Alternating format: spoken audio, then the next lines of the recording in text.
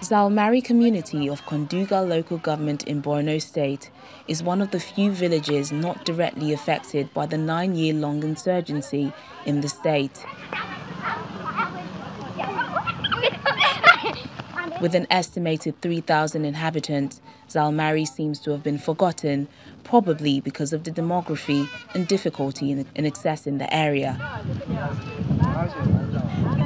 The residents are mostly farmers holding on to primitive practices like the barter trade system, paying for services with farm products.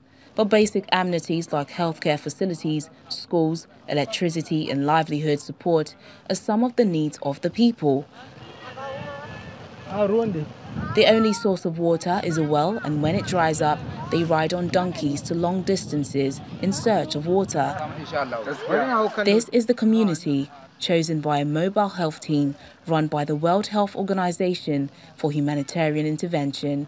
We are concerned with providing basic health services to areas that have difficult terrain. That means either they are mountainous areas or sandy areas or areas due to security threats or areas or settlements that are not being reached.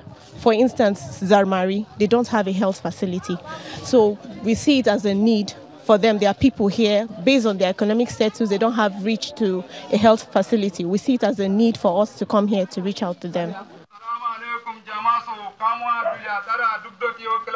As a town crier announces their arrival, men, women, boys and girls all run to the arena for their rare opportunity.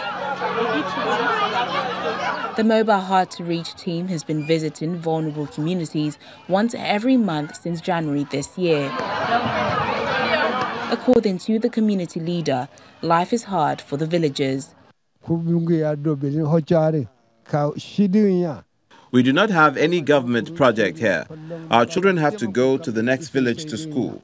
That is how we've been living our lives. But we really need help, and no group has ever come here to help us. So we thank the World Health Organization for what they're doing. Traditional birth attendants have been lifesavers to expectant mothers for many years, passing their skills from generation to generation. The payment for their services is usually in token of grain, 4 bowls per delivery.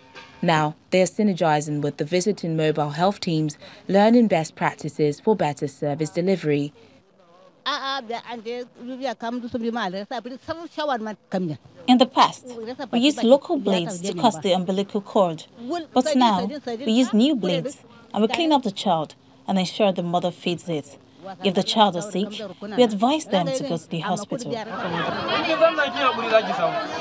The mobile health team consists of 4 persons equipped to treat acute cases, while those with chronic conditions are given referrals to the nearest operational health center.